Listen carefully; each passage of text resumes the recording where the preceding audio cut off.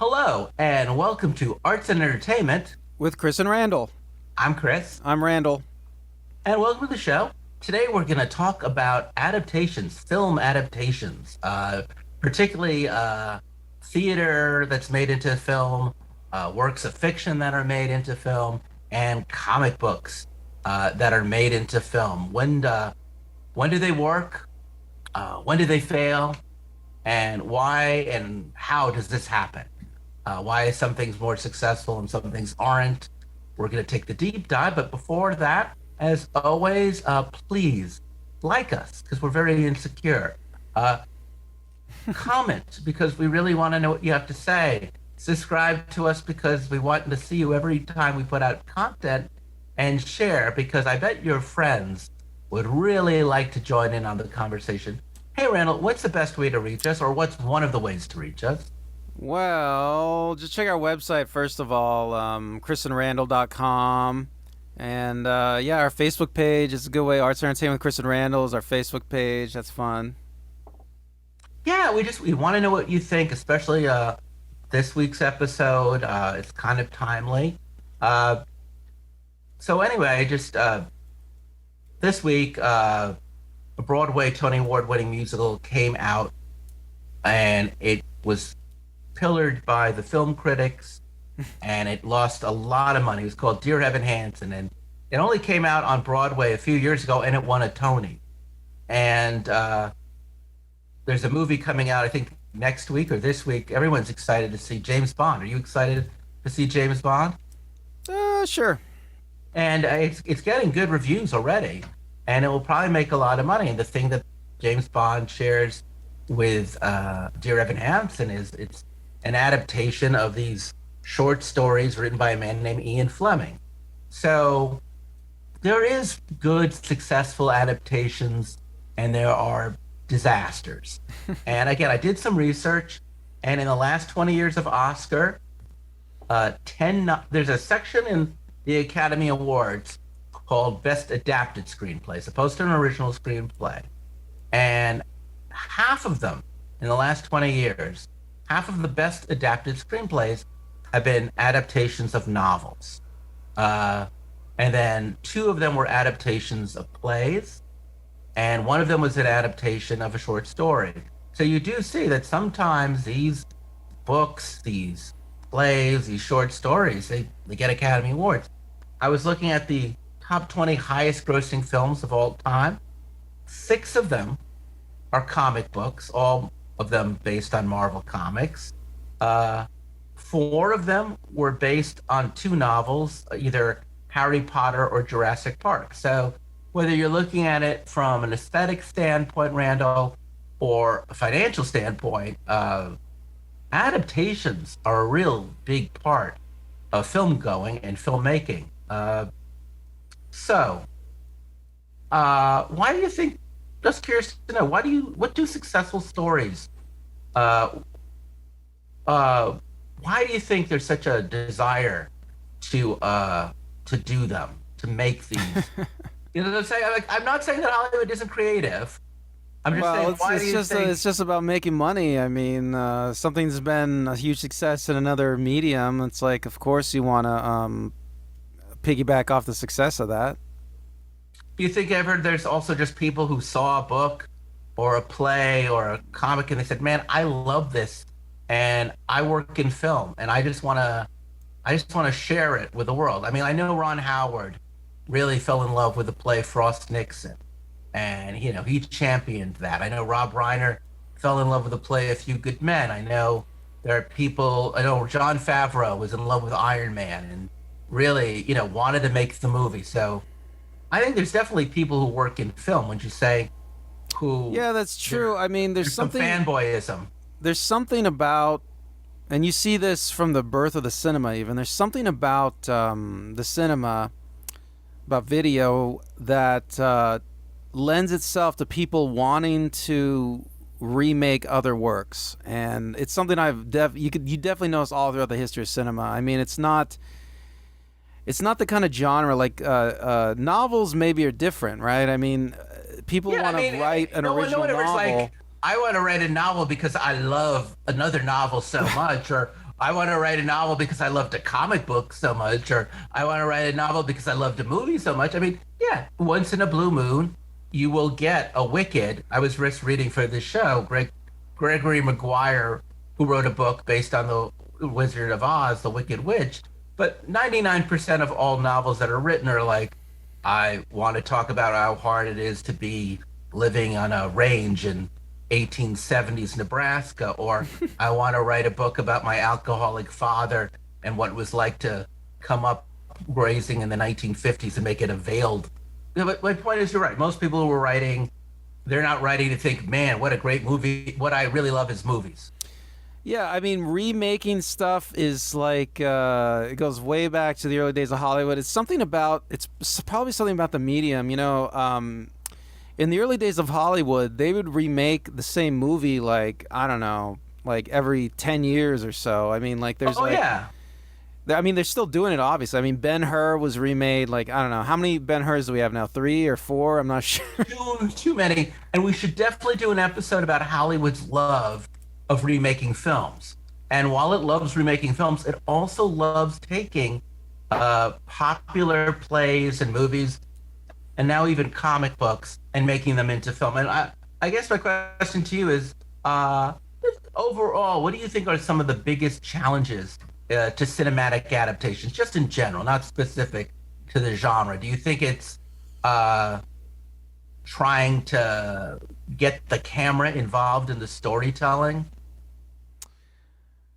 No, I think the biggest issue is always how close do you get to the source material? How faithful are you to the source material? I mean, you look all the way back to a film like Greed, in the silent days, the director of Greed wanted to shoot every single page of the novel.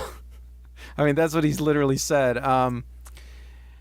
So I mean, it's always an open question. Like how close do you get, to that source material? Yeah, I think that's a great. I think that's a great point. I think you're right. There's always that. You're always trying to, like, as someone who goes to see it, there's always the expectation of, I want that same experience that I had in the original source material. And as a filmmaker, I think you're trying to translate whatever that experience was for the reader, because everything we're talking, or theater audience, but translate it into the language of cinema. And I think, yeah, like any language, things get lost in translation. Some of the best outcomes clearly are the films that we just mentioned that, win Academy Awards, or Best Actor, because the magic of that particular adaptation was there. It made $300 million in the box office, or it won a whole bunch of awards because, there's just they translated the language well. Whereas like the worst outcomes are just the opposite. It's like, no, I mean, like, surely you have seen stuff, and we're going to get into it in specific in a moment, but in a more general sense, is there nothing more disappointing than to see something that's a film version of something you liked in another genre of medium, and they just totally miss it? Well, yeah, well, that's usually what happens. I mean, but That's what happens for Randall. I root for a lot of things I love to be good. And I mean, this could be a much longer show, but I'm going to dive into my area of expertise, which is theater and adaptations of musicals, because we've already talked about Evan Hansen, and what we call in the theater community straight plays, or just plays, meaning where they don't sing, where they just talk like we are right now. So I want to be really clear. There are filmed versions of plays, which, like, if you right now have Disney Plus, for example, you can watch Hamilton, or you can watch Come From Far Away, or if you have YouTube, you can watch the Royal Shakespeare or the National Theater, and you can see a play where they put cameras on stage. I'm not talking about that. That's its own thing, and maybe we'll do an episode on that.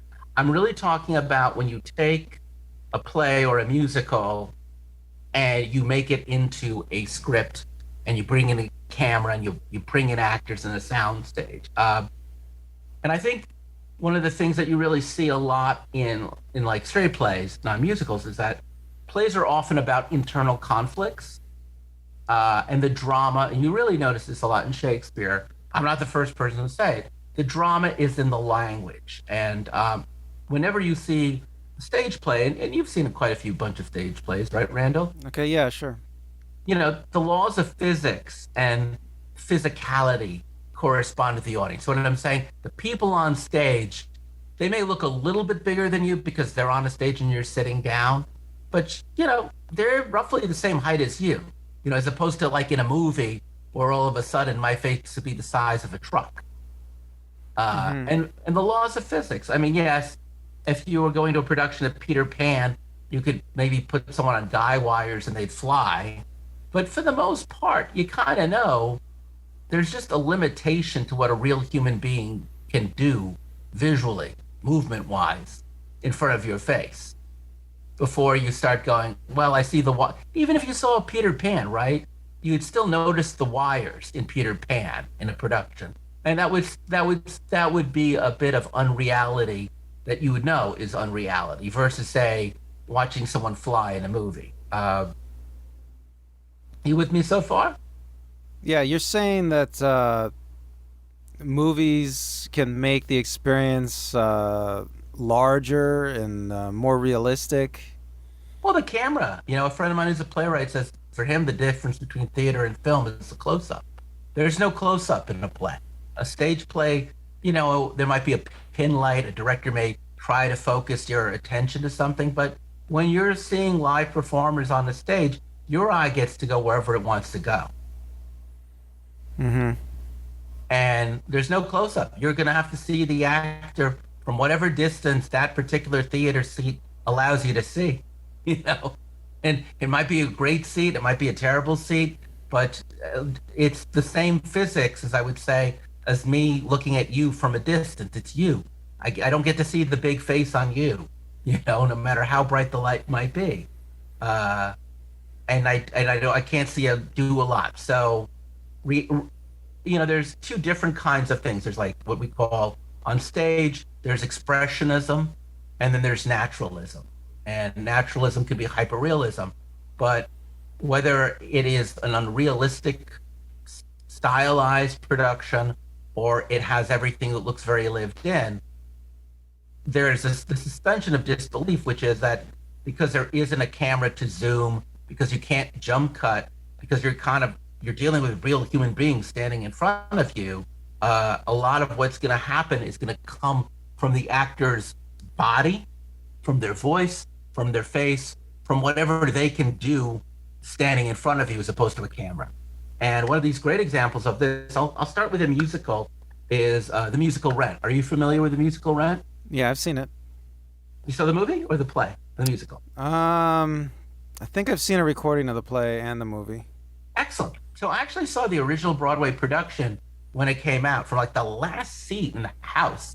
And it was wonderful. It was stunning. I loved the dance sequences. I loved the singing. Adam Pascal, who is the main guy, he plays Roger. It's a variation of La Boheme set in the Lower East Side. Predominantly, the story is about being a young artist dealing with substance abuse and mostly AIDS. AIDS is a very big part of the story, and he falls in love with an exotic dancer who at the end sadly dies of AIDS. And it's a really good and moving. It won the Tony.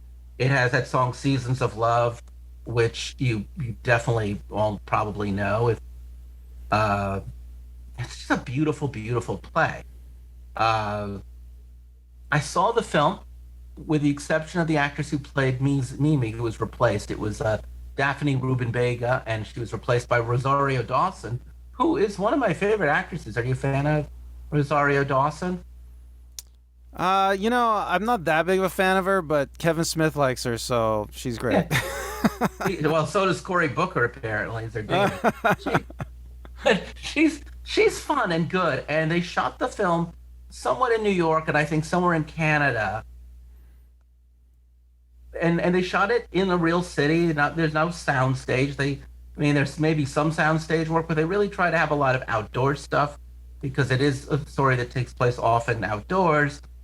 They have the same cast, they have the same music. They try to make it as real as possible, and it's a very flat movie. You know what I'm saying? It just No, doesn't work. I totally, that was like my exact feeling after I saw the movie. It was just, it was like all the emotion was somehow drained out of it, right? Yeah, it's And, just, it's just and I'll go say ahead. about the movie making process, when you watch a play or something on stage in the theater, everything is happening right then. It's immediate. It's electric. Yeah. The actors are doing everything.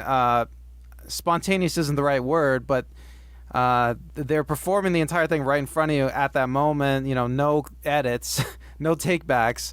But when people make movies, it's like they're doing a gazillion takes, and there's all this crew, with the camera and the lighting, and they're getting all these different angles, and they got to do the same thing over and over and over. I mean, this is why Clint Eastwood, he's like famous for being a two-take director, because he understands that you're sucking the life out of performances, you're sucking the life out of the actors when you're doing all these takes, and I don't know what the problem is with Rent, Well, I but mean, actually, it does that's a very fall good flat. point because theater actors are used to committing the entire night. They start at the beginning of the musical or the play, and they just run until it's done. And it's different. I've actors who are theater actors who work in film and TV, and they say the difference for them is, that acting on film and TV is physical because they have to be able to just call in a certain beat, certain segment of a scene, whether it's in order or not, whether there was like a 9-hour break in the middle of the scene for them to reset the lights and just bring whatever it is. Whereas, if you're acting in a play or a musical, you literally have to stay in character and emotionally in that moment for the duration of your performance, and that's a very different thing. Well, in Now, a one of the sense, other things, it makes your performance better, right? Because it you're in it's that character the whole time. I mean, I think there's great film acting too, and I'll get to it in a sec. But one of the things that I think is also true about Evan Hansen and In the Heights that I could see in Rent was a wonderful musical because it was about people as they live today, who were young, who reflected my generation with real issues as we were living. And there's not a lot of realism or contemporaries. Musical theater on Broadway rarely deals with the generation that's alive today or the issues that they're going through. And there was so much realism in the stage production. But once it gets to film, the realism of the theater flattens out. And it's not very real because there's a lot of films about Gen X in the 90s. There's a lot of films about AIDS and drug use and being a young artist. They don't maybe have music, but everything that they had that made it relevant to contemporary theater did not make it relevant to contemporary Do you film. And you're think? seeing that with your Evan Hansen, and you're seeing that within the Heights. Go ahead. Well, do you think it's possible that Rent's an example that, speaking of Rent, by the time Rent gets into being a movie, it's like it's kind of dated. Like it's not groundbreaking anymore. I mean, do you think that's But possible? you know, there isn't as many years between the film and, I mean, it's a bit of like maybe a decade. So, but it's only a decade. It's not humongous. But here, let me offer you the opposite, and you can tell me. So, Chicago, the musical, Bob Fosse musical, came out in the early 70s.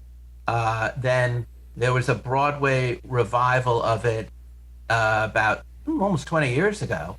And I caught that Broadway revival. And then, not more than a few years later, Rob Marshall, did a film production of Chicago. Chicago, which is strange enough, it is actually based on like a 1920s film. So I'm cheating just a little. But Chicago the musical, which is not like the movie that came out in the 20s, is about a woman named Roxy Hart who shoots her lover and then causes the trial of the century. And she's in jail and she meets another girl who is in the jail. And it's Chicago the musical on Broadway in the 70s and in the revival in the late 90s, early aughts. Very stylized. The set it's bare. It's a bare set. Every character is over the top. These are murderers and corrupt lawyers, and it's all about publicity. It's not sympathetic. It's not realistic. It's the acting and the characters are iconic and satiric. They're much more of a wish fulfillment of a human being or a caricature of a human being. But the choreography and is just great. It's got, I mean, it was redone every time it's done, but it's got sex, it's got heat, it has style. And Rob Marshall, when he filmed it, did not try to be realistic. His productions of musicals, he did Into the Woods, if that's another one you might have seen. His cinematic adaptations are sometimes some of the best because he doesn't try to make anything look real. He didn't film in Chicago. He filmed the whole thing on a soundstage. It looks like a soundstage. Everything about it screams over the top, not campy over the top, but almost a certain level of stylization. And when he films the choreography from a cinematic standpoint, the dance sequences in the film Chicago are so much better than the dance sequences in Rent. Now, the singing in Chicago is not as good as the singing in Rent because it's not the Broadway production. They're, Renee Zellweger and Michael Douglas's wife. What's her name again? Catherine Zeta-Jones? Right. They're the leads, all right? It's not great. On Broadway, it was a bit better, but not wonderful, whereas the original Broadway cast, Adam Pascal, these guys, they're really solid singers. But as good as the singing is, I honestly think when you're making a film, an adaptation of a musical, the choreography trumps the singing. What do you think of that? Why do you think that is? Wait, when you make a musical, you mean for the stage or for the screen? For the camera, for the screen. I think that when you make a musical for the screen, it's less about the singing and more about the dancing. Well, I think that it is really difficult to capture dancing for the screen, and I think that that's one of the weak points of most movie musicals is the choreography, the dancing is just not shot very well, and I think it's hard for me to say I could go through maybe like my thoughts of like why the choreography is not captured right and for the screen, but yeah, I think it's a difficult thing, and I think like even top-notch Hollywood productions, they don't capture the dancing as well as you think they should, I mean, correct me if I'm wrong, but I think Rob Marshall started out as the choreographer, and he like if you really look at even the great MGM musicals, the really great musicals of the 30s, 40s, and 50s and 60s, even if they weren't based on a play, the camera knew how to capture the dancing. Well, see, those musicals, they took great pains to capture the dancing and the choreography. I mean, that was the focal point of the whole movie. Yeah, so I mean, it's not an easy thing to do. I think a lot of these movies, they just I think they bite off more than they can chew with some of these. Like Rent maybe is a good example. I don't think the choreography, as little choreography as there was captured very well in that. I mean, like you look at a movie like, okay, a great adaptation is Grease, I think. Yeah. And if you look at Grease, there's not that many people on screen. There's not really that much dancing even. There's dancing, and the dancing's pretty good. Actually. Right, but this is what I'm saying. Like, it's not like hundreds of people dancing, okay? But the dancing choreography is actually one of the reasons why the film is so good. Yeah, I agree. So let me finish my thoughts. Okay. So the reason it works is because you have a smaller cast and you get the camera in close to the choreography. I mean, there's a lot of there's a lot of great shots in Grease of like just the waist dancing the waist up, which usually doesn't work that well, but it works great in Grease because you just have so few people that you're paying attention to at a time, and just everything's shot properly. I mean, it's not an easy thing to get. Yeah, Grease looks great, the dancing looks great, and again, it's a small cast. I mean, those old MGM musicals, they had huge numbers of people, but the camera, they took great pains to place the camera. I mean, they had cameras up on cranes and, moving around the room. The issue with you is that John Travolta in Grease is shot so that you can see the full body. and Yeah, that but makes a big difference. That makes a yeah, big difference. yeah. Full But I body know there's a really, lot of shots in Grease that are they're not the full body, but they still right? work. But the principles are using full body. That's what Fred Astaire used to always insist on. And I think there's not. I'm not sure. Look, there's a big dance. There's two big dance numbers in Rent on stage, but the way they were filmed, it just flat. So, I'll say Right. this It's much. like they're not capturing Actually, the dancing. I think Grease the movie is better than Grease the stage production. Yeah, I totally agree. I mean, Grease the movie, Yeah. they made a if you read about it, they made a lot of changes when they brought it to the screen, and somehow Yeah. just everything just worked great. I mean, It works. It works a lot better. It really does. Right down to Sandy being Australian. I yeah. will say there's one musical that shows that sometimes it can work equally well. I'm a big fan of My Fair Lady. I have seen it on Broadway twice, once in L.A. So I've seen it three times on stage, including once with Rex Harrison, who originated the role of Henry Higgins. And I love watching the movie. I've seen it in revival theaters in big screen on like 70 millimeter. I've seen it on little TV sets. And I will say this, the stage production of My Fair Lady is one of the best stage musicals.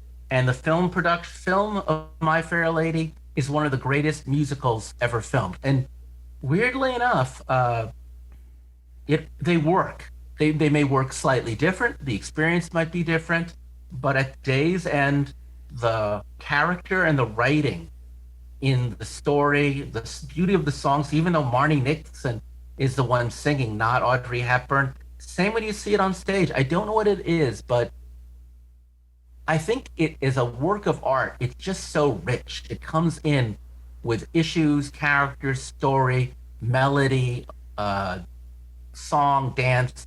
And again, when you see the film production of My Fair Lady, it's very stylized. Cecil Beaton did the costumes, one of the great costume designers and illustrators. Everything, there's no pretense at realism. And when you see any production of My Fair Lady, I actually saw one which was done by Trevor Nunn, which had a pretense of realism and minimalism, and it still works. Have you ever seen either the film or a stage production of My Fair Lady? I don't think I've seen any of them. I strongly recommend it. I strongly recommend. Now, let's talk not about musicals because I want to talk about acting and writing and character. And I'm going to look at two different straight plays. One that adapted very successfully into film, and one of them which didn't. Harold Pinter in the late 70s wrote a great play called Betrayal. Betrayal is about two friends who are in their early 40s, who've known each other since college. And you find out at the very beginning of the play that the friend who's married, his best friend, had an affair with his wife. And then in the course of 9 scenes, we go backwards. Each scene is further backwards, and we watch how their relationship, the lover and the wife, break up, come together. We watch how the husband and the wife break up. We watch all these different things slowly in reverse. The film starred Jeremy Irons as the friend who's cheating, and Ben Kingsley is the one who's married, and Patricia Hodge, who's a great English actress, and still works. She's the woman, she's the wife, she's the mistress, and Pinter was nominated for an Oscar. It was directed by a man named David Hugh Jones in 1983. I saw the film first, but I saw a production just before the pandemic on Broadway. I don't remember the director, but it starred Tom Hiddleston and Charlie Cox from Daredevil, and I can't remember the name of the woman, but the husband, who's the lead character, was played by Tom Hiddleston, and again, this is a play. It's 9 scenes. It's told backwards. It's not a high concept except for the structure, but all of the elements, what Stoppard was trying to explore in both scripts, the screenplay and the stage play, comes across clearly. The directors come across clear. The actors come across clear. The effect of watching flashbacks go further and further. The examination, all of the things that was really the intent of telling what would be a very traditional story about a man who's betraying another man, but inverted so that we can see how we get to the place. It's a story where if you ever tell a story where you start at the end, then the dramatic question isn't how is it going to turn out, but how do we get to the end? So what Stoppard is trying to achieve dramatically, intellectually, and aesthetically comes across very well, albeit differently, very differently, because that one is shot, in a real home, or maybe a soundstage, but that's shot fully within realism, not stylized at all. The stage production, bare bones stage with a rotating circle, just the opposite, dark, indicative, expressionistic. So heightened unrealism on stage, bare bone minimalism, just three actors and just their suits, glasses of wine, and a rotating circular stage that just spins around, but is otherwise black and just got some little lighting, versus something shot real, and it really does work. Now, John Patrick Shanley wrote a play called Doubt. It came out in 2005, and I saw it in 2006. I didn't see it with the original Broadway cast. I saw it with the second group, which is Ellen Atkins, Ron Eldard, and Jenna Malone. I think you know Jenna Malone from television and film. She Anyway, Dharma and Greg or something. Yeah, no, that's No. Jenna Fisher. Jenna Malone was a teen actress in movies like Can Hardly Wait. If not, all right, I don't know. Can Hardly Wait. Anyway, the play is about a young nun who falls under the influence of an older nun. The older nun is convinced that a popular young priest at the church may be a pedophile, and she doesn't really know. And spoiler alert, I'm going to tell you how it ends.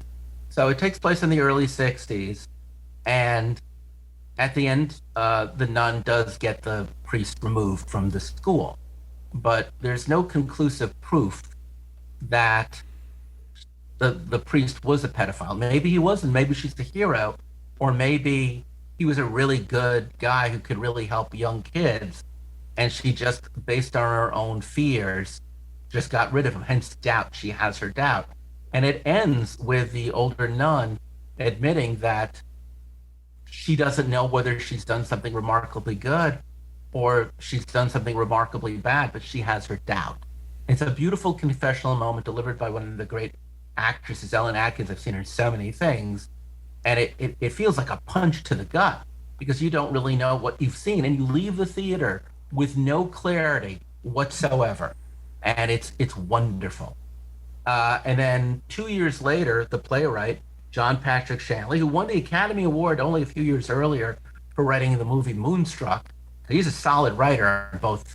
He's won for both. He hasn't won a Tony, but he has won like Obie for Off-Broadway, and he's won Oscar. So he decided he wanted to not only rewrite the script, but he was going to direct it, and he cast Meryl Streep as the senior nun, and he has Philip Seymour Hoffman as the popular priest, and Amy Adams plays the young nun who basically falls under Meryl Streep's spell. And at the end, it's not just delivered in dialogue, but also like in camera work and silently. And instead of feeling that the senior nun may have done something good or very bad, it feels much more clearly that, no, she probably did the right thing. Or if she didn't do the right thing, maybe she's just crazy. You know what I'm saying? But you don't really, there's no sock to the jaw. You know what I'm saying? It's like the way the film makes Philip Seymour Hoffman and the way Philip Seymour Hoffman plays it, unlike Ron Eldard. Ron Eldard he was a very handsome guy. He was on ER, very athletic, so that there was some ambiguity about whether this like Joe Jock dude, he played it like a Joe Jock dude, like maybe he's a pedophile, but he also really looks like the guy who would be your basketball coach when you were in high school, who you thought was really cool. Whereas Philip Seymour Hoffman cannot help but just come across as a pedo. So, I haven't seen any of these, but that just strikes me as a lot of times what you see in an adaptation that's bad, especially, is they change the feel of the source material. the themes of the source material are like reversed or destroyed. The whole point of the main points of the source material are like just destroyed. I mean, you see that way too often, I think, with adaptations. I'm not exactly sure why. It's almost like people don't like the source material. Okay, I'll give you a good example of this. Let me answer your question before you get too far afield. I didn't ask a question, but go ahead. But keeping in mind that no one filtered John Patrick Shanley. He didn't have to deal with another director. He didn't have to do with studio notes. He chose to adapt his own work in this messed up way. Go on. I just wanted to point that out. Well, maybe he didn't like his previous work for whatever ridiculous reason. But, there's a good example of this is Starship Troopers, which adapted by Verhoeven. So Verhoeven... Hold on to that just a sec, because I want to get to that when we discuss novels. But let me just finish with plays. I just literally only want to say one more thing about theater, and then we're going to go right into Starship Troopers, which is this. I have seen Dangerous Liaisons on Broadway with Cherry Jones and Liev Schreiber. I forgot the director, was a very solid director, and the play was originally a play. It was written by Christopher Hampton, and I've seen the film Dangerous Liaisons with John Malkovich and Glenn Close and Uma Thurman, directed by Stephen Frears, also written by Christopher Hampton. And here's the thing, Randall, the stage production's pretty good, but the film production, which also got Hampton a Best Adapted Screenplay win at the Oscars, is on fire. And it has all the things, weirdly enough, you would expect in a stage production, which has heat, it has sex, and it's interesting too, because in both films and the play, the Countess who is played, she is ridiculed at the end. She is made a fool in front of the royal court. But that's delivered as dialogue on stage because they don't have that anything more than dialogue. And in the film, you see this large room of people and their faces.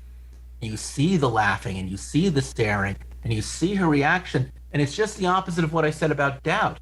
The gut check, the punch in the gut that ends the film is so much stronger than the punch in the gut that ends the play. Why do you think that is, Randall? You talk about for Dangerous Liaisons? Yeah, from what I just described. Whereas in one thing, you're just having it described as dialogue. A woman said, "Oh, and I went to the theater that night and I saw her and we laughed at her and she walked away." Whereas that's telling, right? Whereas in the film, you're showing.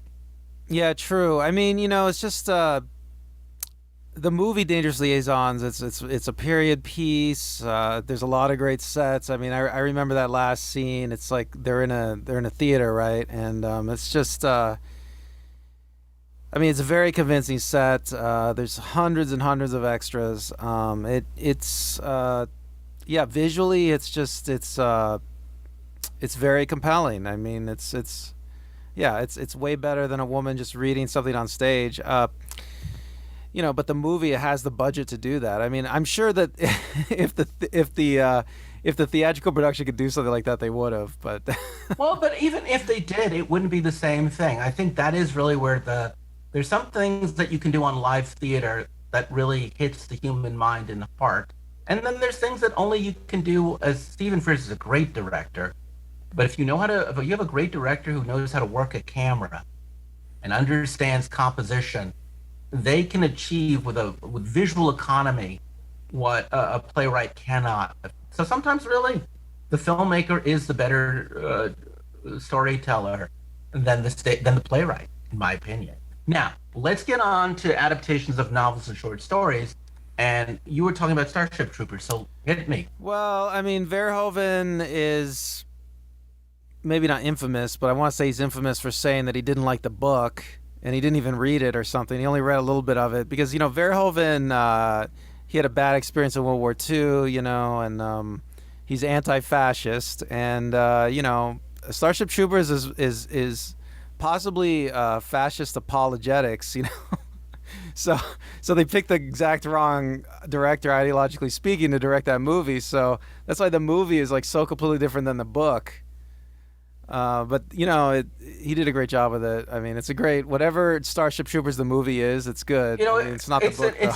it's interesting because I loaned you the copy of the book, Yes, so I know yes. that you and I have both read the book. So just really briefly, Robert Heinlein went to Annapolis, and he basically Starship Troopers, which is about a young guy who's about to go off to war with Martians, and he reflects back on mostly just the military training he got at space school, Starship Trooper School, and it really is just a veiled description of what it's like to be a young, I don't remember what it's called, a cadet at Annapolis. And a friend of mine who went to Annapolis told me that's required reading for all freshmen, all first year Annapolis students read it because it really gives you a sense of what your life is going to be like in military and why you're learning what you're learning. Now, Heinlein had some crazy ass ideas that citizenship should be earned like the Romans and shouldn't just be given. And he has some crazy philosophy. And you're absolutely right.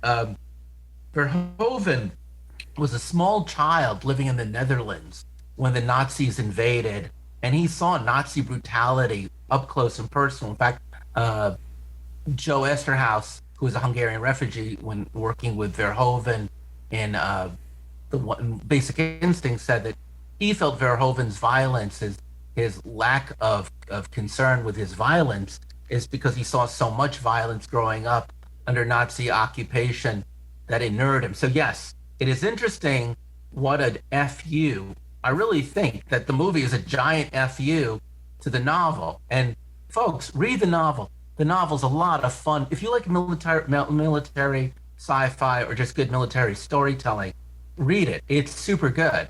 But I could certainly see how Verhoeven think, no, this is fascist claptrap. And Starship Troopers, I like it. I don't know if it was as successful when it originally came out, but it spawned a lot of other stuff, and now it's a cult classic.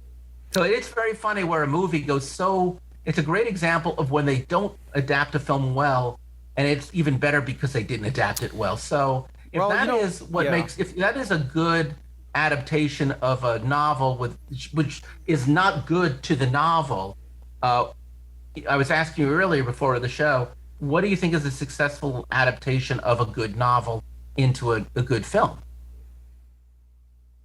What makes a good adaptation? No, what is a good example? I think you were telling me about another Yeah. I mean, I love the fiction movie. novel. Okay. Well, I love David Lynch's Dune. Okay, and most people don't love it. I'll just say right off the top. I mean, David Lynch himself is like kind of disavowed this movie. But I think, but you know, I'll say a few things about it. I mean, the visuals of Dune are amazing. This is pre-computer graphics. If you look at like the Blu-ray, there's a making of, or it goes into how they did the special effects. I mean, you'll be blown away. You've never seen the kind of special effects, practical effects they put together for this movie. I mean, they had this old 80-year-old Mexican guy. He was like some kind of master of some kind of weird special effects technique, and they used his technique all throughout the movie. I mean, you've never seen anything like this before. And there was a lot of money spent on it. The sets were amazing. And another thing is Frank Herbert, the author of Dune, was still alive when they made this movie, and he was on set as an advisor all the time.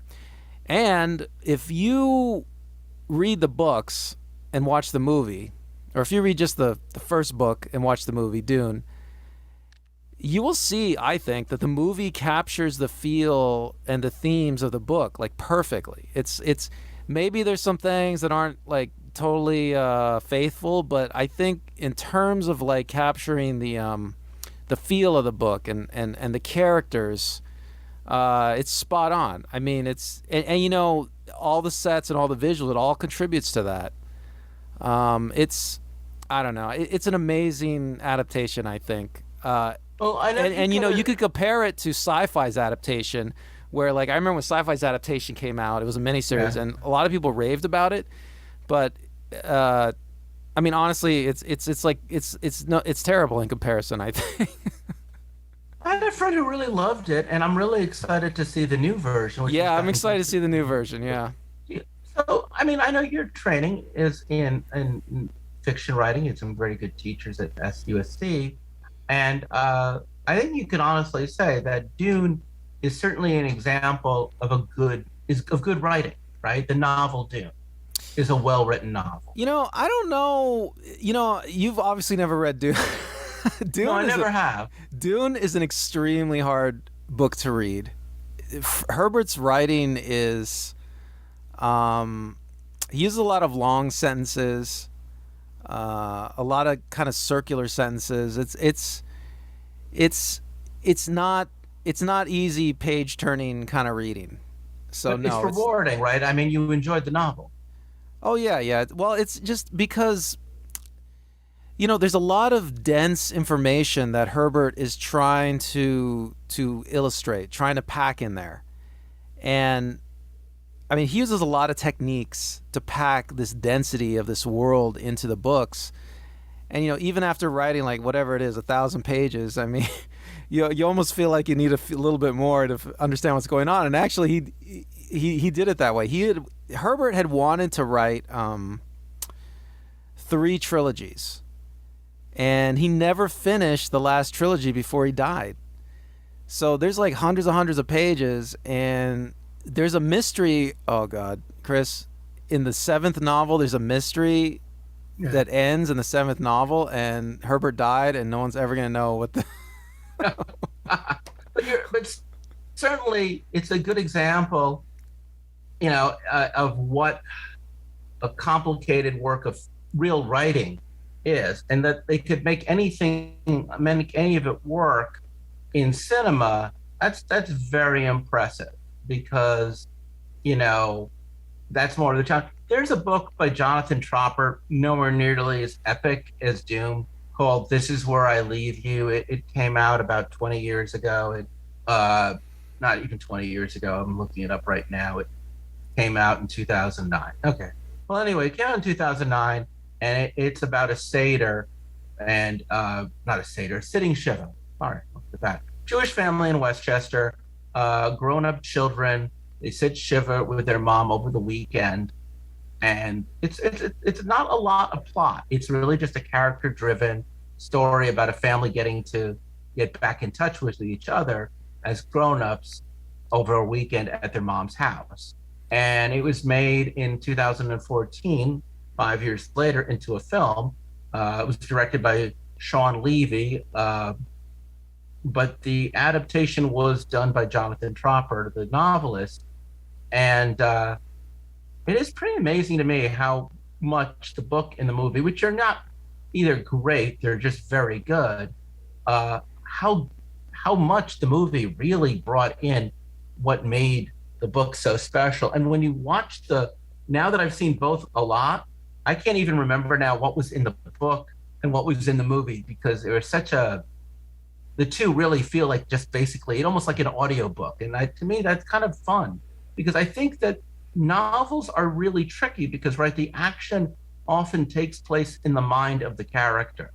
And I think that when you're making a movie, you're not really that in their head. You're outside looking at them, right? Well, I'll say something funny about your comment, Chris. Is Dune is kind of infamous for this technique Herbert used. I don't know if any other writers ever used this technique. This is another thing that makes the novel hard to read and hard to adapt. Is Herbert writes the dialogue, shall we say, of characters' inner thoughts. And it's every character in the novel. You see the inner thoughts of every character, and he puts it in italics. So you have whole paragraphs of italics between the other paragraphs of what characters are thinking. And so wow. This book is incredibly dense, Chris. I mean, it's incredibly dense. Well, I guess it really shows that whether the book is experimental and dense like Dune, or more of what you would come out of a traditional fiction writing school, when you can make it well into you can make it well into I mean, novels have some of the worst track records of a film, because I was thinking about the fact that Great Gatsby has been made, I think, twice or 3 times, and it's a great American novel. It is a great novel. I read it a ton of times, but every film version of the Great Gatsby is profound, not just a little off, but like 100 miles off. Yeah, it's really weird. You're right. I mean, I don't know what it is about the Great Gatsby, but it's like nobody in Hollywood who adapts it seems to understand the book, right? I mean, is that Yeah. wouldn't you say No, that? it's true. Well, it's like, and it's weird because everybody in literally it's the only books that we've all read. If you went to middle school in America or high school in America or college in America, you read The Great Gatsby. We all have at least a ninth grade to 11th grade understanding of the book. And yet every filmmaker treats the book like it just landed on their lap from a foreign world. It's so weird how tone deaf every version is. I will say that there's a dirty saying in Hollywood that great books make terrible movies, but terrible books make great movies. And a lot of people say, I've never read it. I've tried to read another book by him, but I hear The Godfather is just a terrible book. I hear Jaws is just a terrible book. But Some the people have movies said are great. some people say Gone with the Wind's not a good book. I don't know if I believe that, but it's a classic movie at this But point. it's sometimes it is true that when there is less of a reason to have fidelity, I think that short stories in general have an easier time because I was thinking about how many of them had made it. Two of them won for Best Picture, but Stephen King he's known for writing horror, and then about 30, 40 years ago, he decided he wanted to show the world that he also knew how to write something not horror. So he put out a collection of short stories, really like a minor thing to do, right? 4 stories called The Four Seasons. And it had 4 short stories, and one of them was about a guy who works in an office he's older in life, and he gets lucky and he gets promoted, and there's some weird mystery. Anyway, that was never made into a movie. But then there's a story about these boys in the early 60s who find a dead body, and that was made into Stand By Me. Then there's one about a guy in prison in the 1950s who eventually escapes, called The Shawshank, Rita Hayworth and The Shawshank Redemption. And that was made into a wonderful movie. Again, these are Academy Award-winning films. And then finally, there was one about a contemporary story about a boy who finds a guy who's a Nazi who teaches him how to be a serial killer. And that was The Apt Pupil. So, I mean, think about it. 3 of the 4 little short stories by Stephen King came out and became amazing movies. Well, short stories, I think, movies, the feature-length film, like the hour and a half, 2-hour feature-length film, it's more suited to short stories, I think, than it is novels. I mean, I think novels would really be covered better by miniseries or much longer running time. For instance, this Dune adaptation, Chris, Yeah. that's coming out that I haven't seen yet, that I want to see. It's only based around 1/3 of Dune, which is correct because Herbert actually the book Dune is actually 3 different books. Herbert wanted to release it as 3 different books, but nobody wanted to publish it, so he just stuck them all together, and they were published as one book. So this movie is going to be the first third of that book, or the first book called Dune, and so that's the way to go. I mean, it's just hour and a half, 2 hours, even 3 hours is only long enough for a shorter story. It's not long enough for these gigantic novels, I think. And if a short story is just about the right length for a movie, it's even then something that has even less story and less fidelity to a story that would be really good for one is comic books. And comic book adaptations for the last 20 years have been really the biggest genre and the most money-making genre in cinema. Comic books really, and it's weird because when we grew up, right, back in the 70s and 80s, comic book movies were the worst movies, right? Except for one movie. There's a few movies we're going to get to that they were brilliant.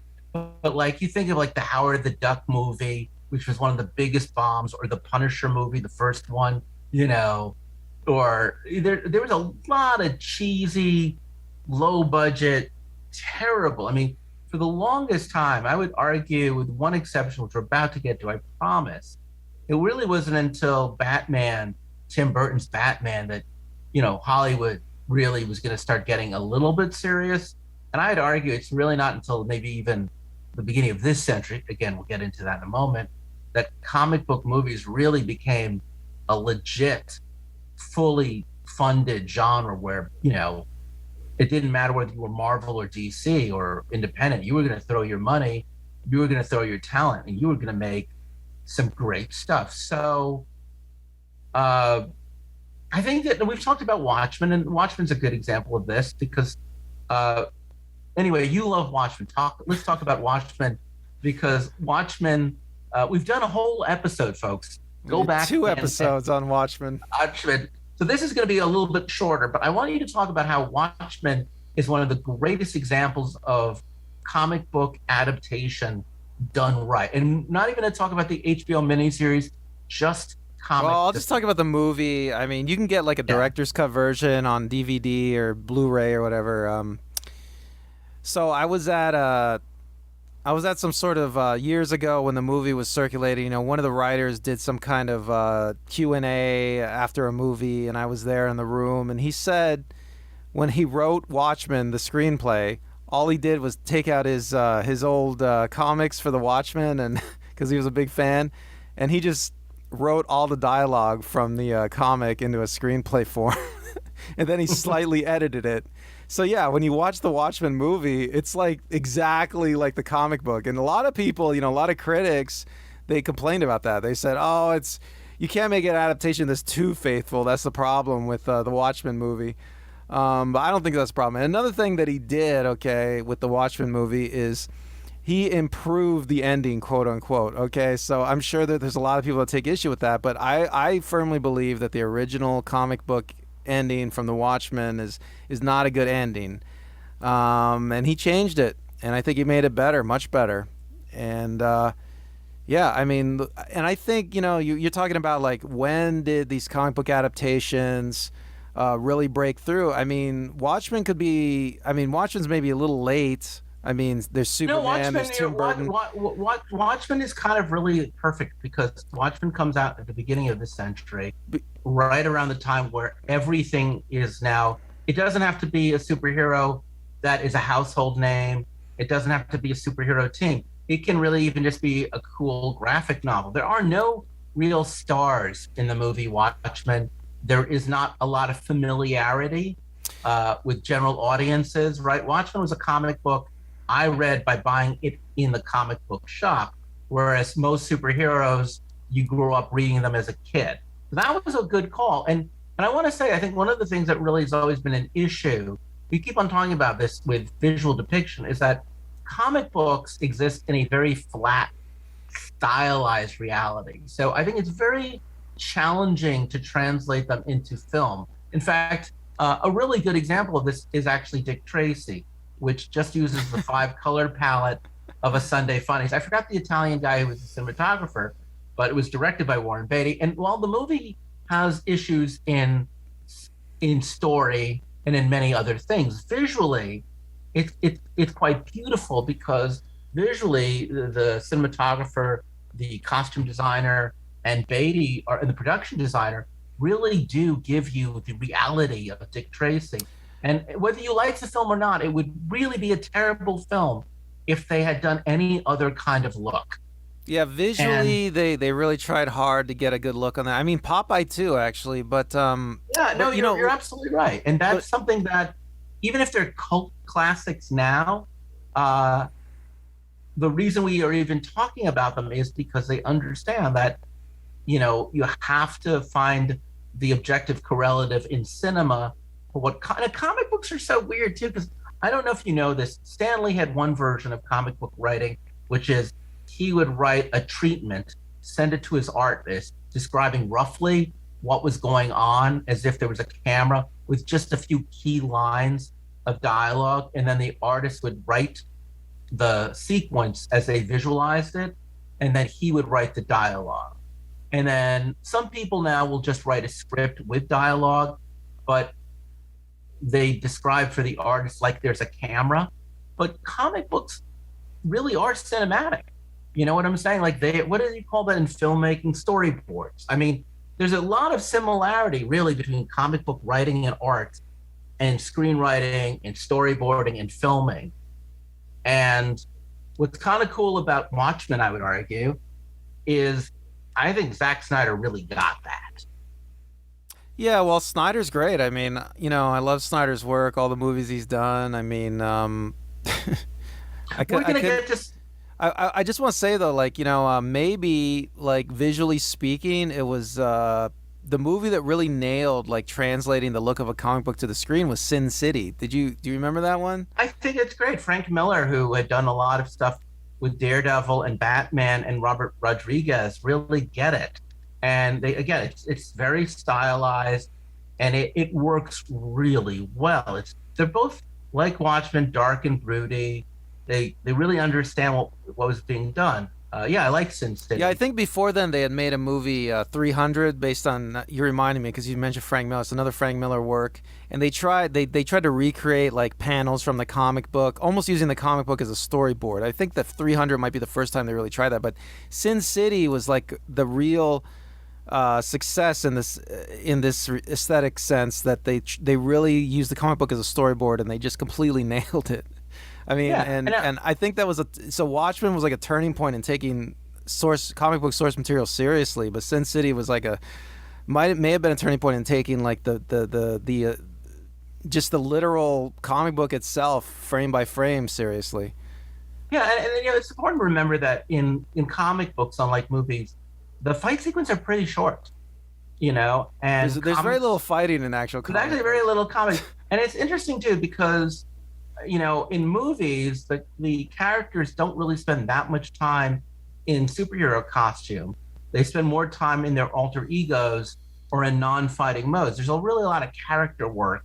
But the thing that people forget is in comic books, they don't spend as much time. They spend a lot of time they spend more time in their costumes, but they spend more time. So it's interesting because I always feel that in comic books, normally you get the hero as the protagonist.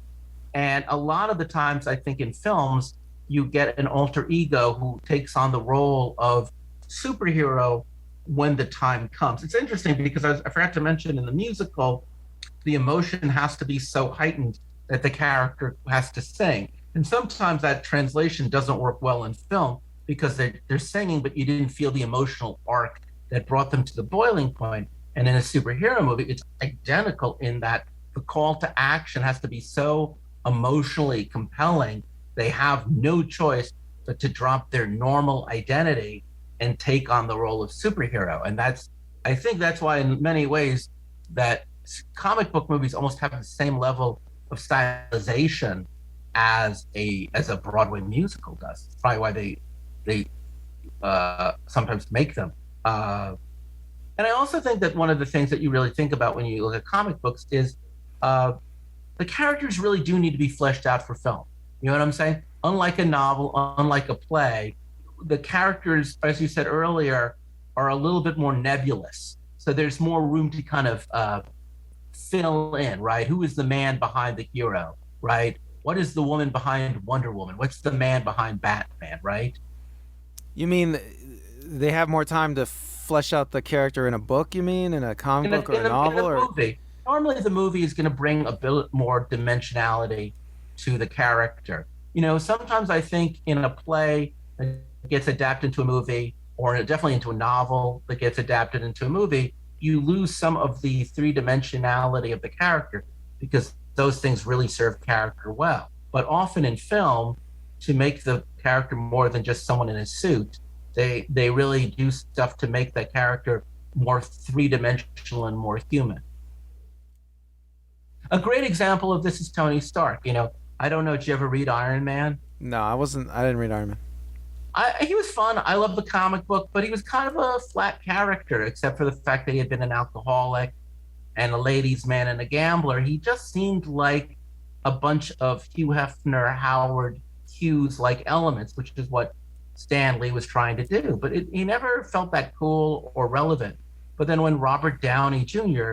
got cast as Tony Stark, not only did he and Jon Favreau spent a lot of time trying to figure out the backstory and what was going on. But of course, as a recovering alcoholic himself, he got where Tony was coming from as someone who was charming. And he made Tony Stark not just a smart ladies' man, but a charming narcissist, a genius who was also riddled with fear and self-doubt. he added like 100 different layers of complexity to Tony Stark that was never in the comic book, but now you can never separate from the comic book because the comic book needed a Robert Downey Jr. Does that make any sense? Yeah, for sure. Well, that's the genius of John Favreau. Every project he does. I mean, I've already said, Hollywood should just build a statue of him. Right. And I would say that's also the genius of Robert Downey Jr. That's someone who also grew up reading that comic book and found the part of himself that he could imbue. Same thing, when you look at Hugh Jackman's Wolverine. Wolverine actually had a lot of backstory, but he was so over the top. And Hugh Jackman just was able to keep that iconicism, but also add flesh and weight. I think even Ryan Reynolds' Deadpool, and Deadpool has always been a fun character. But when Ryan Reynolds does Deadpool, you want Deadpool in the comic to be Ryan Reynolds. You know what I'm saying? I love the Deadpool movie. I think that they really captured the character from the comics. I mean, his anarchic spirit. Yeah, I mean. This is where we get into the arguments like, who's your favorite Batman? Because, every actor who's ever played Batman has a very specific take to Batman. And either it brings something to your vision of what Batman's like in the comic book, or it takes away from what your vision of Batman is like in the comic book. And it's weird because we don't really care about which story you're telling in a movie when it's a comic book adaptation outside of trying to do the origin justice. But it's really more about how has the actor you've cast, is the actor you've cast the same as the hero you see in your head, right? Is this who I see as Superman? Is this who I see as Wonder Woman, right? Yeah, it's tough to cast those characters, of course. It's so character dependent. So let me talk about two movies that are really successful and why they are. And one is very stylized, and the other one is really hyper realistic. So Superman, the motion picture, which came out in 1978, and Spiderman in 2002. Richard Donner directed Superman the motion picture, and Sam Raimi directed Spider-Man. And both of them had grown up with these characters. These were, clearly passion projects. What I just said is so true about Christopher Reeve really defining Superman from that point on. For a long time, the way you saw Superman was Christopher Reeve. And then Spider-Man, I will say that Tobey Maguire was just the right kind of actor. Even though they've been different actors since Tobey Maguire, he established that it's going to be a nerdy, unassuming guy who's going to play Spider-Man and not just like a buff dude. I think the reason that Superman the motion picture works, it's incredibly stylized. It almost reminds me of musical theater. You know what I'm saying? What's his name? Christopher Reeve started out in theater and he did musical theater. And you look at his Clark Kent and Lois Lane, and they seem like light comedic characters, don't they? She's fast talking, and he's like literally the boyfriend who gets left at the altar. There's even a song in the movie. Do you realize that? Can You Read My Mind? Which is not a power Superman has, that Lois Lane sings to Superman. It's a musical theater moment. And you know what the weirdest part is? It works. It works. A musical theater moment has no basis being there. It's not done for camp. It's not done for humor. And yet it's so rounded. And while it's stylized, when the movie came out, they said, "You will believe a man can fly." So they filmed it in New York and Chicago, and they really tried to make those flight scenes really work. Same with Spider-Man 2. You know what I'm saying? Like, you've seen Spider-Man 2, right? Mm-hmm. It's the only time they bothered to really film it in New York City. And it really looks like New York City. Yeah, some of it was filmed on a lot. I've been on the lot. But the wide shots really put it there, right? And then also, Spider-Man isn't played like musical comedy. It's almost played like a YA novel, right? I mean, Peter Parker seems very real and grounded, right? Sure, yeah. And Mary Jane, she's got her dad's abusive.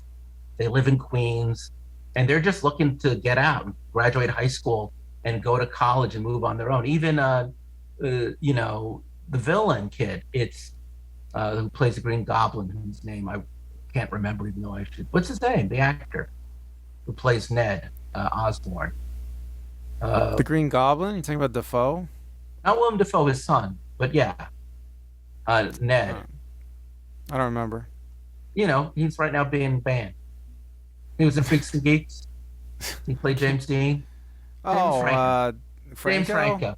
So anyway, the whole like triangle between those three characters, you know, it works really well. Clearly, Peter is loyal to his friends, and the worst thing that could happen to Peter Parker is that he'd have to fight a friend. And the same thing with Superman the Motion Picture. You really feel that Clark/Kal-El loves Lois, but doesn't want to be loved by Lois for being Superman. And even like Lex Luthor, it's hysterical, right? Gene Hackman's Lex Luthor with Valerie Perline as Miss Texmacher. It was admittedly a little problematic by today's standards, but Ned Beatty's Otis, this bumbling buffoon. I mean, you know, I don't really think that Lex Luthor seems dangerous and evil and crazy, but he has the arrogance of the smartest man in the room.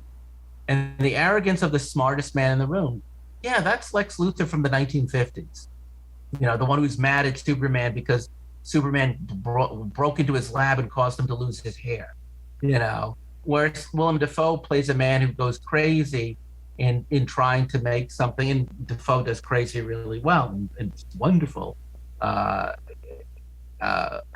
Dafoe chooses that note, and Hackman chooses arrogance, but they're great villains. They really do well. They play off well against our heroes. So those are when they really work. When they don't really, they're not based on a particular story.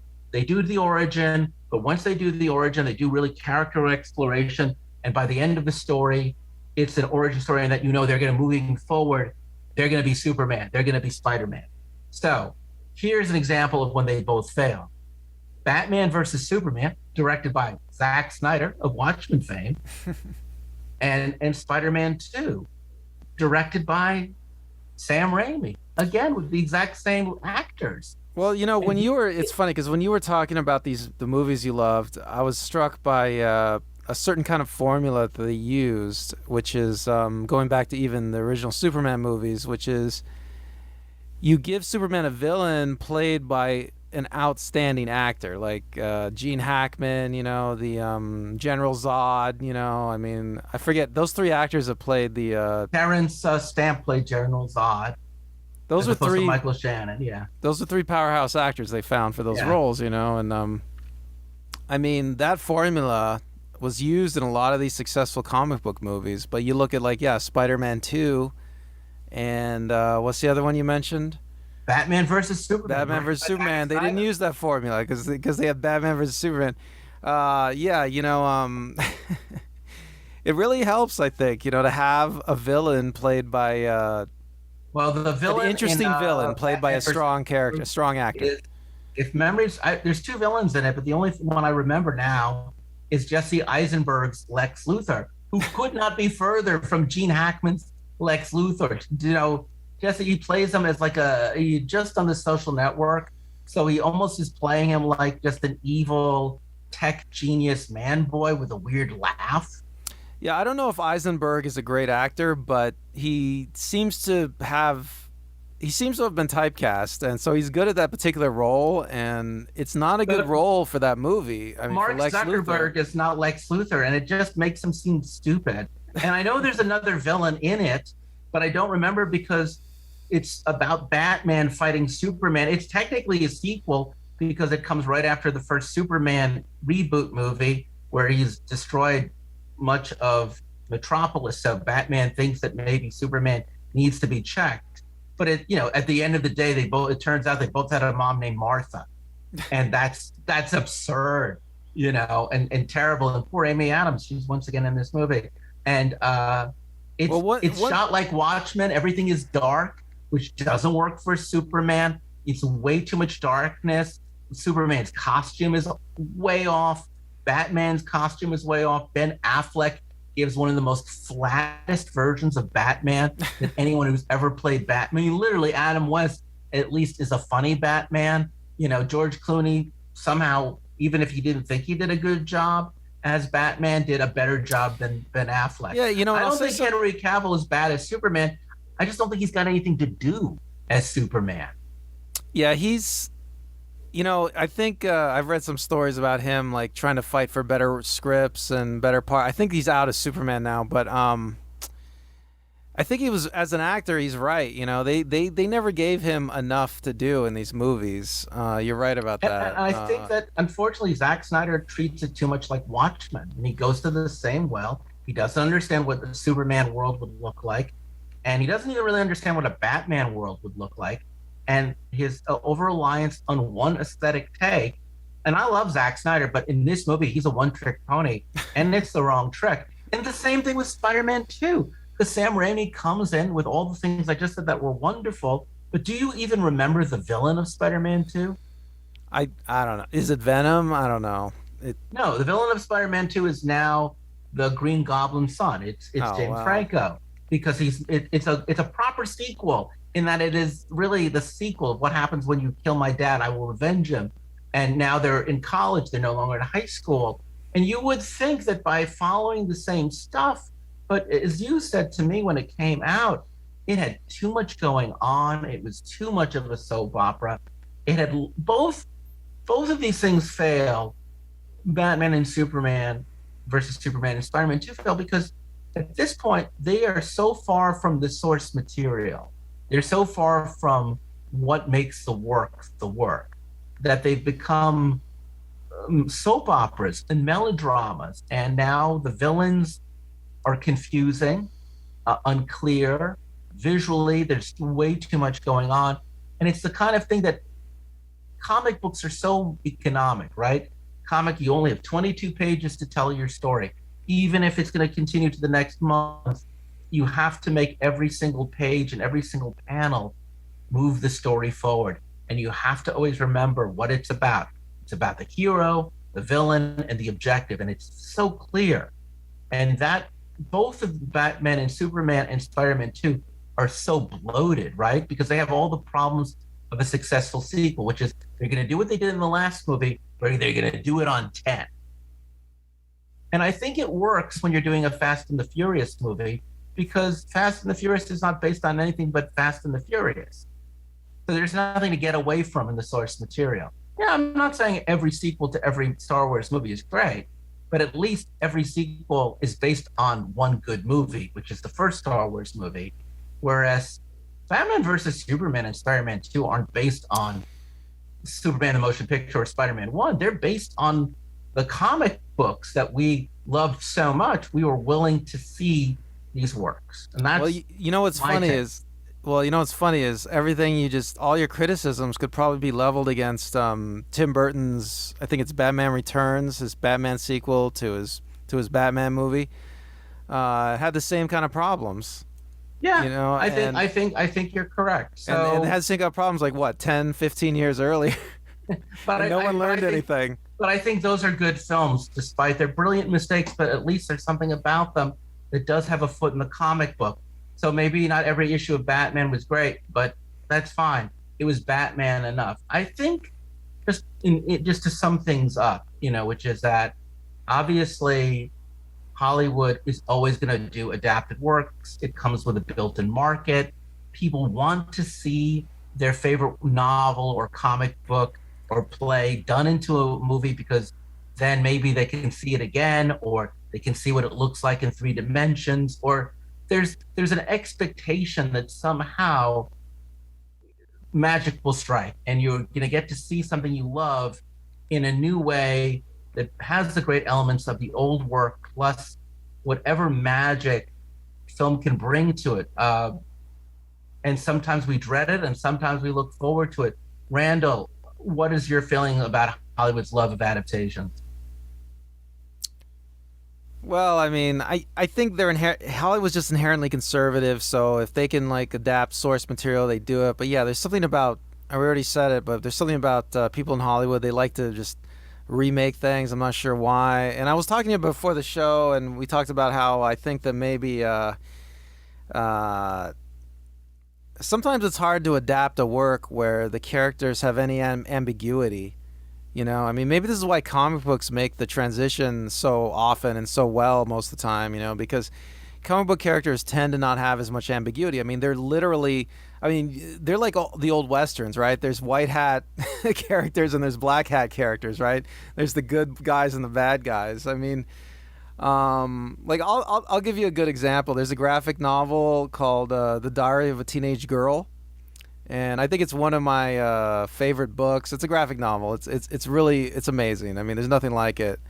But you know, they made a movie about it that just like kind of like just tanked all the themes of the book basically. But it's because that's a book that's just filled with ambiguities. You know, it's about a girl growing up or coming of age, and she's ambivalent about just about every experience in her life, the good and the bad. And it's fascinating. You know, I don't know if there's ever been a work like it.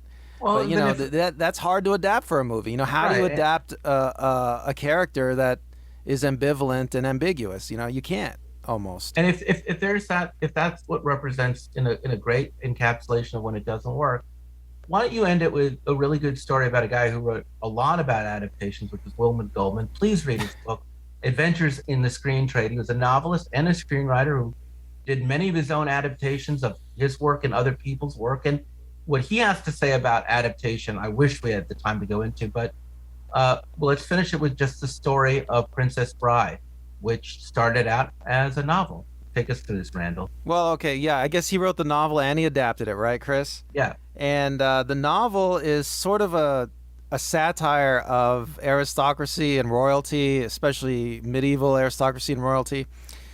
And there's whole passages of the book where he just tries to make fun of the royals and how they live, and they're very tedious and boring, and you know, intentionally.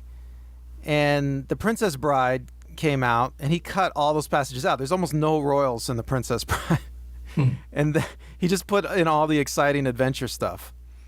And then after the movie came out, there was an edition that I read where it published all the text from the original novel, but all the boring royal stuff was offset in red italics, so you could easily skip it. But yeah, it was super boring, Chris. It was so like when he adapted that his own book. I mean, he was smart. He only adapted the good stuff. And Well, I it's was like in also a weird way, it's like a rewrite, isn't it?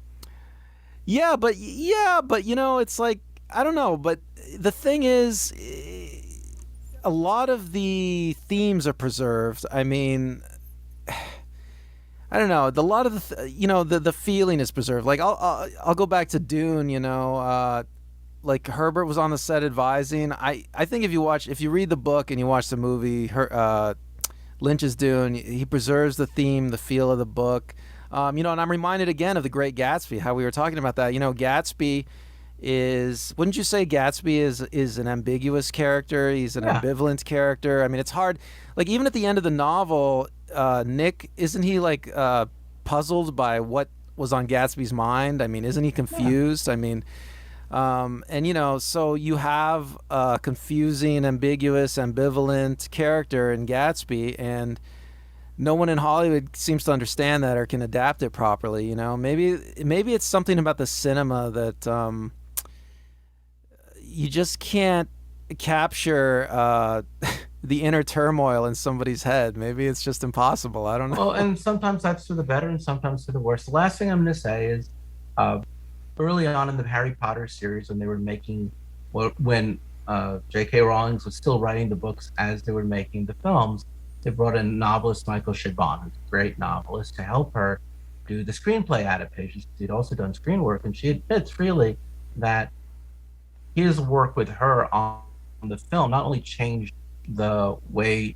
that the films were, but it also influenced the choices she would make moving further in the Harry Potter series, to the point where she would discuss with Chabon where she was going with the book, because Chabon could know where he was going to be going with the screenplays, and that back and forth became a wonderful symbiotic relationship. And I think the beauty of that is you now have a series of really good Harry Potter films, and you have a series of really good Harry Potter books. So thank you everybody for listening. I know we went a bit long. Randall, great stuff. I'm Chris. I'm Randall. We'll talk again. Bye. Bye.